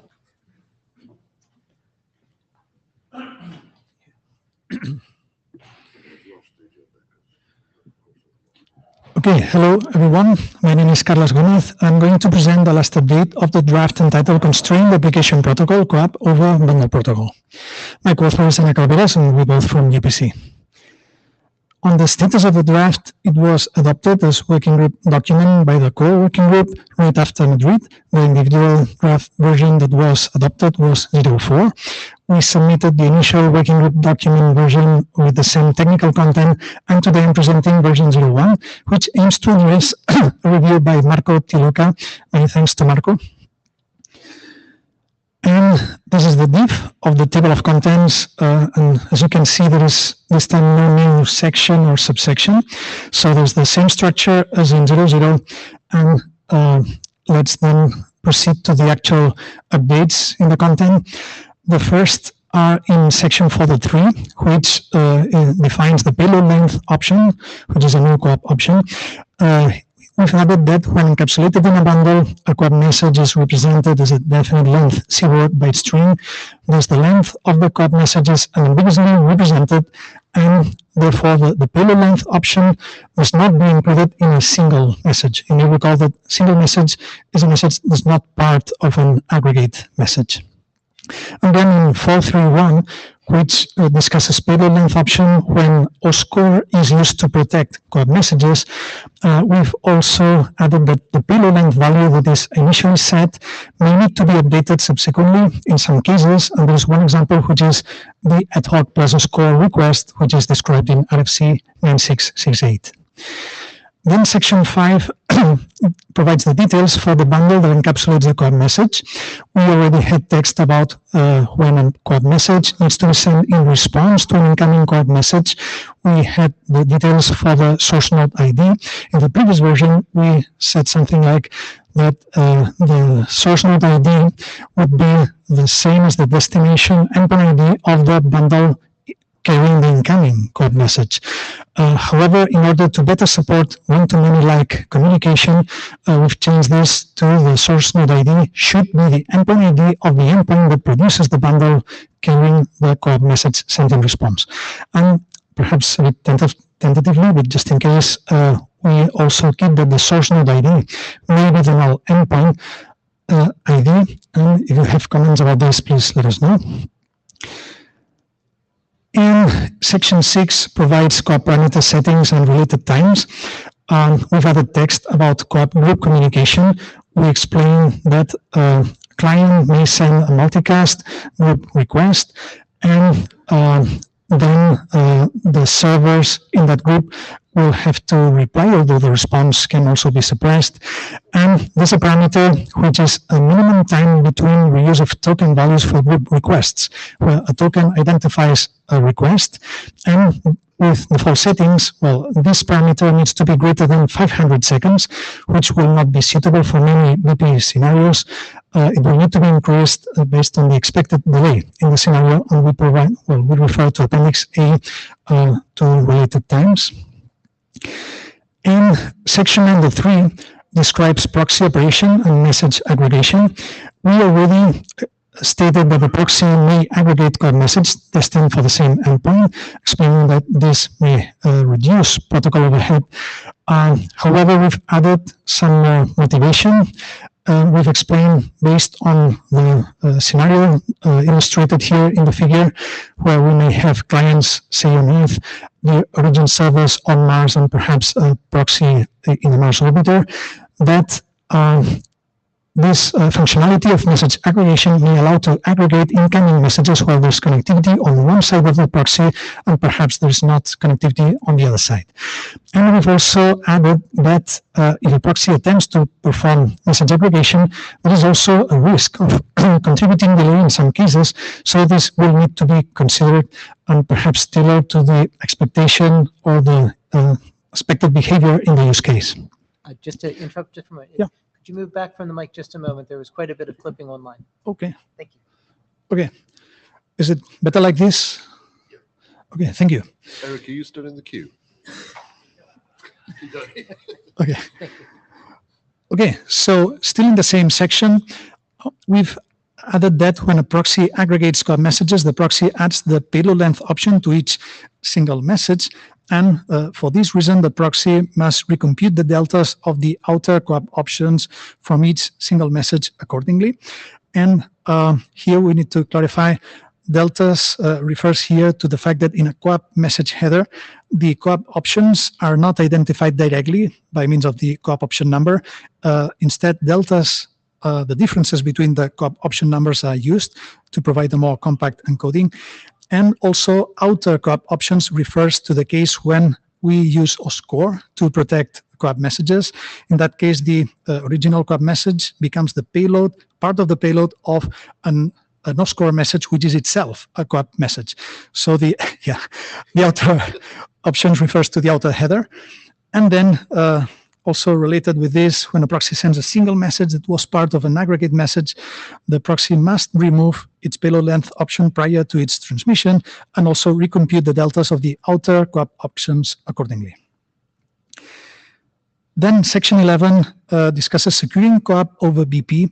We already explained in the previous version that in the presence of coop proxies, BPSec cannot ensure the end-to-end protection of application layer data, and OSCORE should be used to protect application layer data between the two coop endpoints.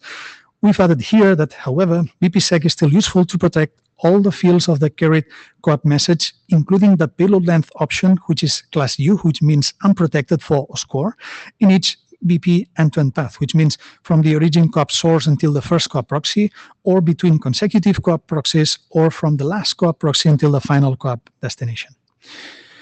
And there was also a comment on some existing text in the document that, yeah, the bundle includes a creation timestamp and a lifetime field. So this is a freshness feature. And there was the request to discuss also co-op freshness. And there's the echo option in co-op, which allows a server to verify the freshness of a request. So when the freshness of a request cannot be verified by the server, the latter rejects the request and includes the echo option in the response. So then the client resends the original request, now including the echo option. And this means some additional round trip, which is something that will incur some delay penalty in typically MVP environments. And in a scenario with proxies, another consideration is that the freshness of BP is limited to the scope of a BP path, and the echo option would be needed perhaps to verify the end-to-end freshness of a co-op request unless there's some sort of alternative solution or coordination. But, well, all of these are considerations to keep in mind. And finally, in the security consideration section, we already explained that there's a risk, which is that payload length option is, again, class U, unprotected for OSCORE, and an attacker might infer some features of the communication based on the payload size of the messages that are components of an aggregate message. And we've added that, because there was a question or a comment about that, that exposing the individual sizes of the single messages in an aggregate message provides more information to the attacker than just only the aggregate message size, assuming that the latter can be obtained by the attacker. So that's all the slides from my side. Any comments or questions? Chair hat on, and I'll keep it brief as I see the clock tick down. How mature and stable are you feeling this is now? You mean the content? The content, the document. I'm just trying to get a handle on when we should last call, because this is good stuff, and it's a working group document. So, you know. Yeah. So at least in terms of the structure, so far it seems it's starting to become stable. Perhaps there might be details to be addressed. There's still the schemes that we were discussing perhaps some time ago, and perhaps there's some pending to-dos. There might be some details about parameter settings. That's okay. Yeah. That answers my question. Okay. And we have Martin in the queue as well. So thank you. Okay. Thank you. Oh. Martin is stuck in a chair. Hi, Martin Lenders, Theoristen. Regarding the last point you gave about the security considerations, have you looked at the padding option that is provided in the cacheable OSCORE draft, I think, by Christian and Marco? I think that could help with that problem. So okay. Because the payload length then, at least on the OSCORE level, looks something different, and you can put a random padding in there or something like that. Okay, yeah. Thanks for the suggestion. I also already misused it for another purpose as well. Oh, so great. I guess that's fine. Like all the best security features. Thank you, Carlos. Thank you. Thank you. I will add one thing. I think this is, Chair hat on, this is valuable work. CoAP is application layer technology, protocols that are being used by IoT devices. And people make while Ed finds the next slide, I'm filling. We need to have running applications on top of DTNs, and I see CoAP as an important part of that, and it's great that work's happening, so thank you. So Brian, I know you've got a whole bunch of drafts. You have a strict 20 minutes. Good luck. Well, we're going to pull that back just a little bit because we want to have some room for Eric as well. So we will try and pull this into 12 or 13. And I do want to leave room. So what I'll be doing is, in the slide order, is focusing on the most mature documents first. So I don't have control, so can we go to the next slide, please? We will grant you control, it's easier. Okay, thank you. Yes. So these are the current working group adopted drafts, starting with the BPSec COSE context and EID patterns, which I'll be talking in some detail about. The UDP CL updated version, if I have a minute, I'll talk about it. And BP stand, I have some detail on, but we can possibly skip that in the sake of time. So the COSE context had good feedback from the working group last call. There was a 09 revision that fixed some terminology to tighten up the language and added the security considerations that also tightened up requirements about how to use this thing properly and how not to break your security by doing something that doesn't make sense to do. The changes in the 10 revision added to the interoperability algorithm table and some hints about conformance with FIPS 140 with the CNSA suites version 1 and 2, just to give an explanation of the purposes of these different algorithms and when you might want to choose them.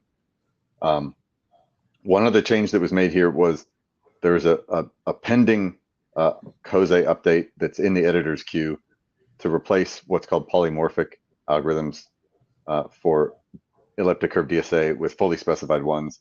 So this change was just to preempt that RFC to be 9864 and make the updates now here rather than make them later for deprecated algorithms. We added a informative table of header parameters. This is something that came out of some peer review. This doesn't define anything, but it just tells you based on the algorithms that are in the existing table, what kind of header parameters do you have to implement in order to support them. So it's implementation guidance. Added a more explicit section for symmetric key identifiers to explain.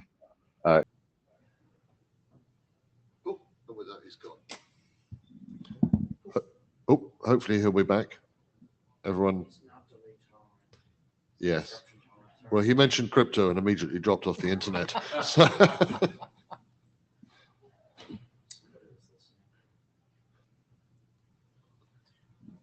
we will fill for time. Edward Yeah. LC. Yes, yes. Karaoke Oh, time. I'm sorry. I We're got back. kicked off the mic. Yeah. This also updated the examples for validity that didn't really affect the security processing, but just to make them more acceptable to real BP agents, and added example certificates at the end. All that said, there are still some open issues. Two of these have been addressed so far by pending changes in the source repository for this document that are not yet in the data tracker, but they're at least addressed the certificate profile discrepancies and the number 69 about required and recommended table being misleading. That's good to take care of. There still is a pending issue about too many required algorithms in table 5, and this is the main open discussion point that I do want to bring up now and get some feedback on either now or on the mailing list is this document is meant to be interoperability. It's not supposed to cover every possible situation. The goal here is to focus on what is meaningful currently and in the near future. So the original suggestion was treat the CNSA minimum security strengths as the baseline and don't bother with interoperability of anything below those. And that really means AES 256, SHA 384, and some related things with that. And I pretty much agree with this. I've not made this reduction. It basically cuts the algorithm list in half because it excludes SHA 256, low strength AES, with the minimum being SHA 384 or 512. I am in agreement with this in concept, but I'm interested to know if anybody has a pressing need for these lower strengths. The other topic that's related to this is whether or not this document needs pointers into pending future capabilities. I have links in the presentation to all these different things that are coming down the pike in the COSE ecosystem. They're not published documents. I don't want to point at things that are not published at this point, but this is just something of, does this live on the mailing list or does this live as a explanatory text in a draft? And it seems like it's discouraged to point towards the future in a lot of cases. So I'm inclined to ignore these. We've got Adam. I'm going to do questions as we go, Brian, because I know you've got multiple topics. Quick, Yep. Adam. Hey, Adam Whitaker. Brian, on the concept for the required algorithms and dropping all the things that you've mentioned, if they're that old, why are we asking people to implement them in a new protocol? If you have a use case for it, bring it forward and we go ask why. There are new things that can probably be better and are better secured, and have that fight. And the other thing that Rand Atkinson had mentioned on the mailing list, and I responded positively to, was this profile is interoperability. It does not prohibit you from using anything in your network or on your nodes. So the point here is just what do you expect to see in the blind if you just throw out security, and sticking with the kind of best recommended current practices seems reasonable. Those few changes, Brian, I'm expecting to go ahead. Brian, I mean, it's Rick. I'm chair hat off. I'm just going to jump in on this on your previous slide. I would not refer to documents that have not appeared yet. I think the RFC editor would have a major headache at that point.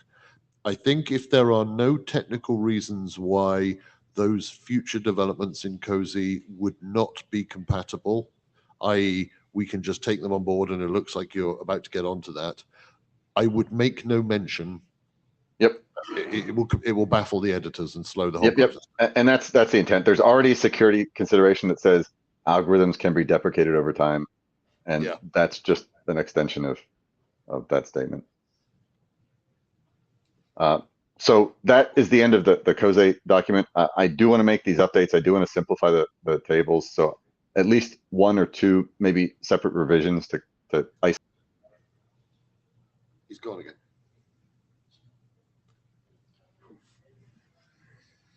Back on. So at least probably two revisions to isolate the changes are forthcoming, but they don't affect any of the algorithm stuff. They just affect the interoperability. Brilliant. And then on the topic of the EID patterns draft, there's not any new information here. The only change in the last revision was more of a technical one. It's in a embedding considerations section that just says when you embed EIDs or EID patterns, here's the structure to use.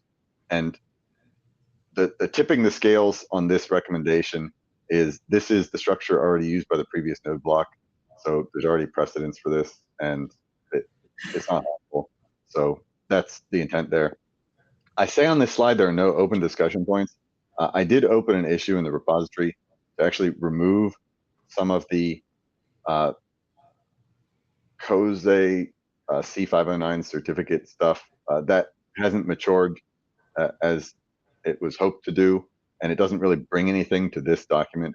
So there's a section about how this would fit into the C509 ecosystem that this doesn't prohibit, but there's no reason that it needs to be in this base. And so my intent is to remove that. And by removing that, that means everything in here is would be mature and would be ready for progression. Good. Thank you. And if my timer's accurate, I have a couple more minutes. I will mention on the topic of the updated UDPCL that this is still in existence, that there have not been updates, although there is a pending issue to better describe options that are available for extensions here, but there's no plan or need to change anything. I welcome any feedback on this thing, but I think, and on the topic that Eric's going to discuss about the BTPU and that kind of use, although there's overlap in concept here, both of these things have pretty straightforward and simple segmentation mechanisms. So although there might seem to be a benefit to making things message compatible, my concern with that would be they both have, this has extensions that are specifically for IP. The other thing has extensions that are specifically for frame embedding, and I don't really see a purpose or a use. It just adds extra overhead. Rick, as BTPU author, primary author, I completely agree. They are 4 separate use cases. There are some similarities because I stole your segmentation method because it works. Sure. But yeah, one is UDP over IP over a congested internet, and the other is about DSpace frames. So yeah, I completely agree. So that being said, I don't see there are open discussion points about editorial aspects of this, but not about the technical aspects. I'm going to ask a very quick question. Has anyone implemented? No, I'm going to ask on the mailing list when I remember. I'm interested in who's actually implemented this. I did at least one trial implementation. So there is one that's available for interop if anybody is interested in doing that. Oh, good. Okay, I'll talk to you offline. Okay. And especially it would be interesting to see the congestion control mechanism actually work, because it should do the trick. And with that, I will yield the rest of my time to any questions or to Eric. Thank you, Brian. All good work as usual. Eric, go before you run out of all time. Eric, am I right in thinking this is the last session you will be our AD for? Yes, possibly depending on when during the week it's scheduled next time. Okay. If it's before Wednesday, I might still be your AD, but if it's after Wednesday plenary, then who knows? No. Okay. Well, I shall say no further statement until we find out. Just a quick update on this DTN Ethernet draft. Brief reminder, I thought it would be, there are many use cases where I think you might want to transmit bundles directly over Ethernet or Ethernet-like links, things that use ether types. Sometimes links without IP configuration, sometimes links where IP configuration might be difficult to know or to know in advance. Draft 00 had sort of trended to try to be an Ethernet CL, and I found myself copying a bunch of stuff from 7122, and it was kind of growing to be a full-featured kind of thing. But then along came BTPU, and I didn't need to worry about that anymore. BTPU has all the stuff that would have been necessary, I think, including segmentation and transfer multiplexing. And so draft 01 basically just replaces all the text with a please allocate an ether type for BTPU with a couple of security considerations discussions and some operational considerations. So that's basically, it's very short, it's very simple. So I think nothing's particularly urgent at this point, especially as long as BTPU has not yet had a last call. But if it's not worth pursuing, we can drop it. So.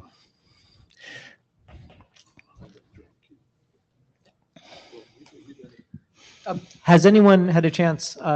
It would be interesting to see if people have read the draft that has come in.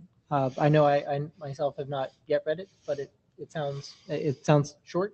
Very, yes. And easy to read then. Rick, all hats off. Hat of BTPU author. Thank you for doing this, because one of the use cases for BTPU was Ethernet. But I didn't want to get caught up in the link layer details. I wanted to do the higher level thing. So to answer your previous question, I support this work personally. I see Brian in the queue. Yep, and I agree, support this, and I think this is actually kind of necessary to show a working BTPU over a real binding. Yeah. Oh, should I then ask for adoption after people have read it? Thank you for asking for adoption. We will take that to the mailing list. Yes. Okay. Eric, thank you so much. That's it. And if you'll stay there just for a moment, because since this might be your last time as AD standing in front of us, I just wanted to give a personal thank you to all the work you've done for the DTN working group. And I think we could just take a moment and recognize Eric for everything he's done for us over the years. No, thank you. Thank you. No, it's been my pleasure. So only 2 years. Thank you. Thank you.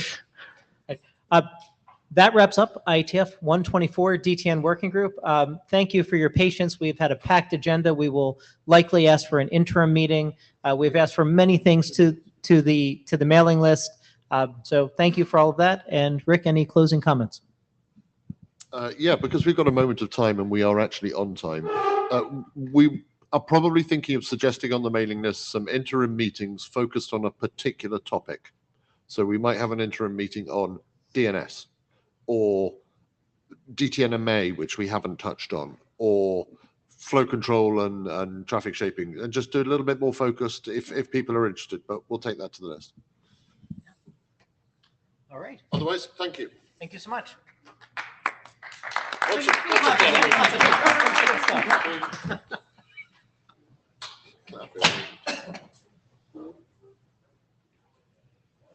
just leave that on the screen. That's most for all of these issues sorted.